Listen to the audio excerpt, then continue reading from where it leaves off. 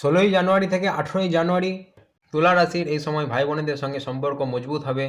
তাছাড়া কাছাকাছি কোথাও ভ্রমণের যোগও আসতে পারে। তুলা রাশি এই সময় মানসিকভাবে এবং শারীরিকভাবে অত্যন্ত মজবুত থাকবেন। বৃশ্চিক রাশির এই সময় কথা বলার দিকে সচেতন হওয়ার দরকার। কিছু ভুলভাল কথা আপনার মুখ থেকে বেরিয়ে যেতে পারে, তাই কথা বলার সময় অত্যন্ত সচেতন হয়ে কথা বলুন। তাছাড়া বৃশ্চিক রাশির এই সময় আকাঙ্ক্ষিত কোনো জিনিস ক্রয় করার দিকে মন ঝুঁকতে পারে এবং তার দরুন কিছুটা অর্থ ব্যয় হতে পারে। কিন্তু বৃশ্চিক রাশির উচিত ভবিষ্যতের দিকে তাকিয়ে অর্থ সঞ্চয় করে রাখার। ধনু রাশির এই সময় নিজের দিকে খেয়াল রাখার দরকার আছে, নিজের দিকে লক্ষ্য রাখার দরকার আছে।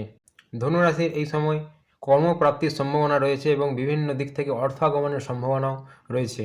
মকর রাশির এই সময় হঠাৎ অর্থহানির যোগ তৈরি হতে পারে, কিংবা হসপিটাল কোর্ট কাচারির চক্কর কেটে কিছুটা অর্থ ব্যয় এখন এই সময় হতেই পারে।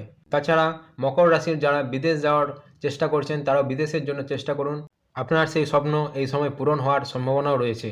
কুম্ভ রাশির এই সময় বিভিন্ন দিক থেকে অর্থ আগমনের যোগ প্রবল এবং কুম্ভ রাশির এই সময় সমাজে মান সম্মান পদ প্রতিষ্ঠা বৃদ্ধি পেতে পারে এবং এই সময় কুম্ভ রাশির সোশ্যাল সার্কেলও বৃদ্ধি পাবে। কুম্ভ রাশি এই সময় দাদার সহযোগিতায় জীবনের এক নতুন দিক খুঁজে পাবে। মীন রাশির এই সময় কর্মপ্রাপ্তির সম্ভাবনা রয়েছে। যে সমস্ত মীন রাশির জাতক জাতিকারা কর্ম করছেন তাদেরও কর্মে উন্নতির পদোন্নতির যোগ লক্ষ্য করা যাচ্ছে। বসের সুনজরেই থাকবেন এই সময় আপনারা।